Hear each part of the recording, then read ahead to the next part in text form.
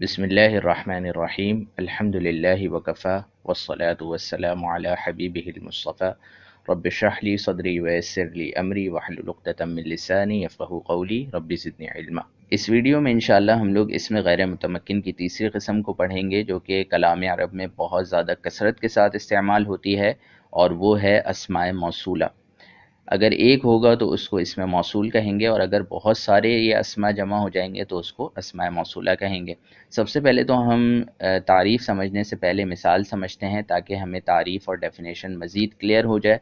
तो आपने देखा होगा कुरान करीम में मुतअद्दिद मकामात पर किस तरह का उसलूब हमें मिलता है कि किसी के बारे में भी बात की जा रही होती है और फिर उसी के बारे में मज़ीद वजाहत और उसी के हवाले से मज़ीद औसाफ वग़ैरह बयान किए जाते हैं। जैसे फ़ॉर एग्ज़ाम्पल आपने देखा होगा कि पहले बारे में क्या आया, हुदल लिल मुत्तकीन। क्या मतलब कि हिदायत है मुत्तकीन के लिए। अब ये मुत्तकीन कौन है, इनके बारे में मज़ीद आगे वजाहत कर दी गई, इनके बारे में तफसील बयान कर दी गई। किस तरह? अल्लज़ीना, वो जो ईमान लाते हैं गैब पर, वो जो कायम करते हैं नमाज़ों को, वो जो खर्च करते हैं उन मालों में से जो हमने उनको अता किया। तो ये सब आगे जो तफसील बयान की जा रही है, ये किन के बारे में है? ये मुत्तकीन के बारे में है। अब अगर फॉर एग्ज़ाम्पल एक मिसाल ले लें कि अगर यहाँ पर मुत्तकीन ना होते, इनके बारे में कोई बात बयान नहीं की जा रही होती और सिर्फ़ इतना कह दिया जाता कि वो जो कायम करते हैं नमाज़ों को, वो जो ईमान लाते हैं गैब पर, वो जो खर्च करते हैं मालों को, और यहाँ पर आकर बात ख़त्म कर दी जाती, तो आपको इससे कोई सेंस हासिल होता और आप कुछ समझते इस बात से? नहीं समझते। तो इसका मतलब ये है कि ये इसमें मौसूल जो है अल्लज़ीना, ये आगे पूरी वजाहती जुमले वग़ैरह से मिलकर कुछ ना कुछ पीछे के लिए बनता है। ये अकेला कुछ नहीं बनता। अगर अकेला होगा तो फिर सेंस डेवलप नहीं होगा और कुछ समझ में बात नहीं आएगी। इसका मतलब ये पूरा जुमला नहीं होता, बल्कि ये क्या होता है, जुमले का जुज़ बनता है।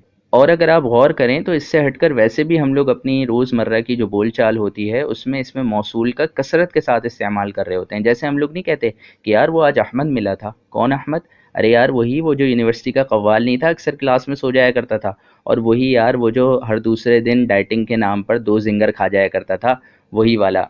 तो इससे क्या होगा कि मुखातिब को जो बात है वो अच्छी तरह से समझ में आ जाएगी कि किस अहमद के बारे में बात की जा रही है। तो अल्लज़ीना के ज़रिए, यानी वो जो के ज़रिए जो आगे अहमद के बारे में तफसील बयान की जा रही है, इसने दरअसल क्या किया, ये पूरा एक जुमला तो था, लेकिन इसने क्या किया कि जो पीछे अहमद आ रहा था उसके बारे में मज़ीद वजाहत कर दी, मज़ीद तफसील बयान कर दी। और इसी मिसाल से हमें एक और कॉन्सेप्ट भी समझ में आ गया, और वो क्या है कि अगर इसमें मौसूल को अकेला ज़िक्र किया जाए और इसके आगे कोई जुमला लेकर ना आया जाए और कोई आगे कलाम ना किया जाए, कोई वजाहत ना की जाए, तो कभी भी सेंस पैदा नहीं होगा। जैसे अगर मैं कहता कि यार वही अहमद, वो जो,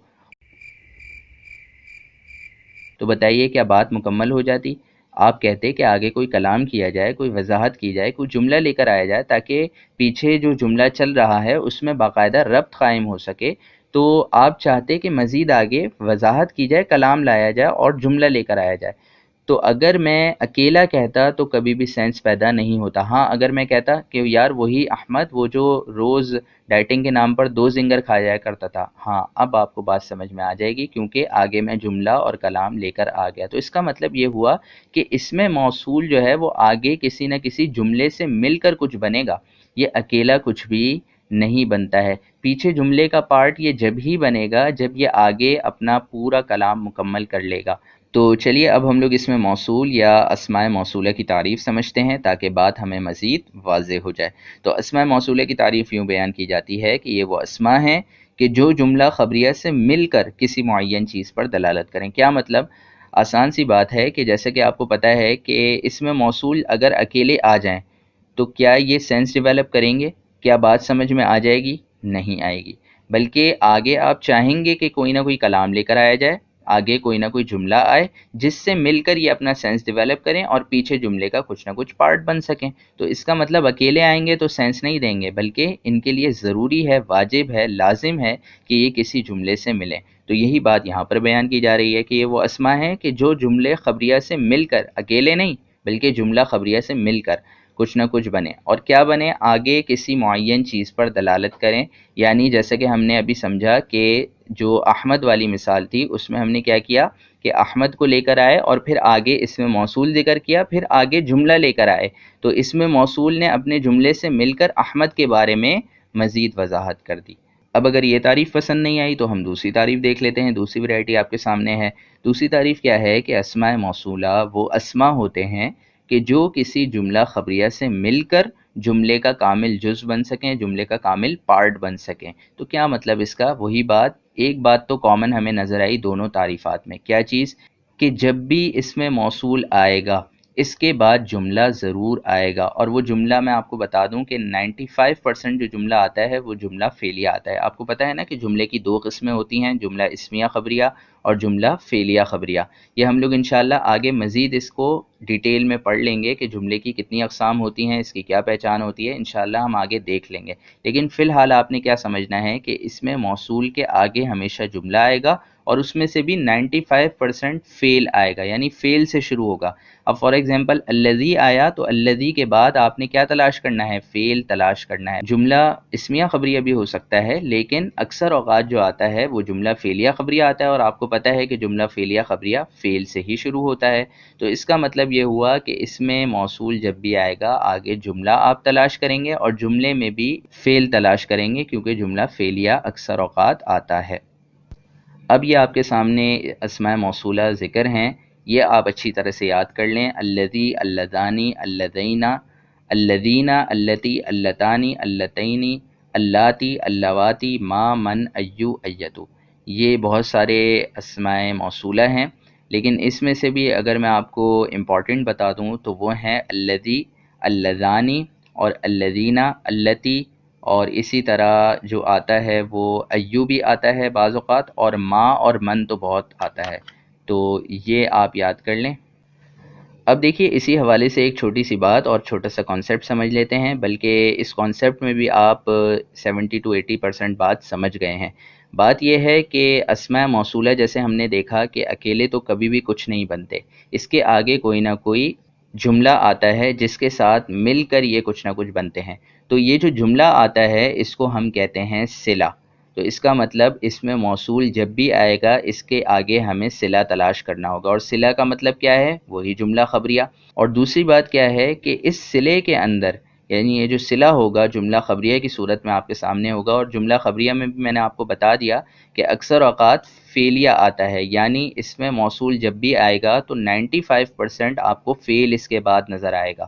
تو آپ دیکھ لیجئے گا الذین، الذی، اس طرح اللتی وغیرہ کے جو الفاظ ہوتے ہیں اس کے بعد آپ کو اکثر اوقات فعل ہی نظر آئے گا 95%۔ تو اس جملے میں ایک ایسی ضمیر کا ہونا ضروری ہے جو اس کی طرف لوٹ رہی ہو، اور یاد ہوگا آپ کو اچھی طرح سے کہ ہم لوگوں نے یہ بات ضمائر کے چیپٹر میں پڑھ لی تھی، راجع وغیرہ جب ہم لوگ پڑھ رہے تھے اس ٹائم یہ بات سمجھی تھی کہ جتنی غائب کی ضمیریں ہوتی ہیں یہی ہمیشہ لوٹتی ہیں، حاضر اور متکلم کی جو ضمائر ہوتے ہیں یہ کبھی بھی نہیں لوٹتے۔ تو اس کا مطلب یہ ہوا کہ کوئی غائب کی ضمیر اس صلے کے اندر، یعنی اس جملہ خبریہ کے اندر جو کہ اس میں موصول کے بعد آ رہا ہوگا، دیکھیں اس میں موصول آیا اس کے بعد جملہ آیا، تو جملے کے اندر ایک ایسی ضمیر کا ہونا ضروری ہے جو اس کی طرف لوٹ رہی ہوگی، یعنی اس موصول کی طرف لوٹ رہی ہوگی۔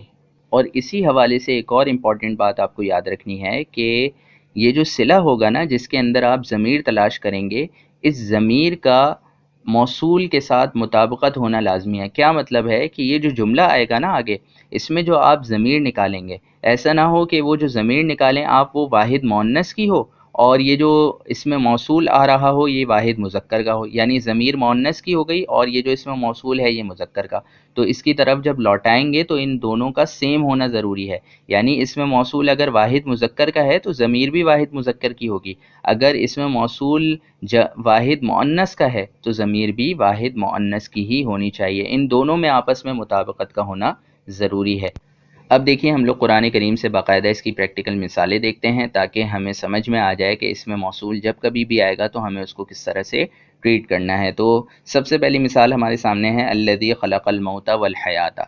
اب اگر اس میں آپ دیکھیں تو یاد رکھنا ہے آپ کو ایک بات کہ جب کبھی بھی اس میں موصول آئے گا تو آپ کو دو باتیں ریمائنڈ کرنی ہیں، اور وہ کون سی ہیں؟ پہلی بات کہ اس میں موصول کے بعد ہمیشہ جملہ تلاش کرنا ہے آپ کو، اور وہ جملہ بھی مبتدا خبر تلاش نہیں کرنا ہے، یعنی جملہ اسمیہ خبریہ جو ہے بہت کم آتا ہے، جملہ فعلیہ 95% آتا ہے، یعنی فعل آپ کو تلاش کرنا ہے۔ تو آپ دیکھ لیجئے گا اکثر اوقات فعل ہی آ رہا ہوگا۔ اب اگر آپ اس مثال میں دیکھیں تو الذی خلق، خلق فعل ہے، تو اس کا مطلب یہ ہوا کہ یہ جملہ فعلیہ سے شروع ہو رہا ہے۔ اچھا، دوسری بات کہ آپ کو یاد رکھنی ہے کہ اس جملے کے اندر ایک ایسی ضمیر کا ہونا ضروری ہے جو اس کی طرف لوٹ رہی ہو، یعنی اس جملے کو ہم کیا کہتے ہیں، جو اس میں موصول کے بعد آئے، صلہ کہتے ہیں۔ تو صلہ کے اندر ضمیر کا ہونا ضروری ہے جو اس کی طرف لوٹے، اور نہ صرف لوٹے بلکہ دونوں میں مطابقت کا ہونا بھی ضروری ہے۔ اب اگر آپ آگے دیکھیں جملے میں تو کہیں بھی ضمیر نظر نہیں آ رہی، الموت میں بھی نہیں ہے، والحیات میں بھی نہیں ہے، تو اس کا مطلب خلقہ میں سے ہی نکلے گی۔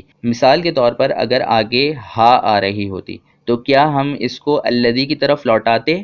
نہیں لوٹاتے۔ کیوں؟ کیونکہ الذی واحد مذکر ہے اور ہا واحد مؤنث ہے، مذکر اور مؤنث میں تو فرق ہے، تو اس وجہ سے ہم اس میں مطابقت نہ ہونے کی وجہ سے ان دونوں میں ربط پیدا نہیں کرتے۔ اب ہم لوگ کیا کریں گے کہ خلقہ میں سے ہوا ضمیر نکالیں گے، اور ہوا دیکھ لیں واحد مذکر ہے اور الذی بھی واحد مذکر ہے، اس وجہ سے ان دونوں میں مطابقت بھی پائی جا رہی ہے۔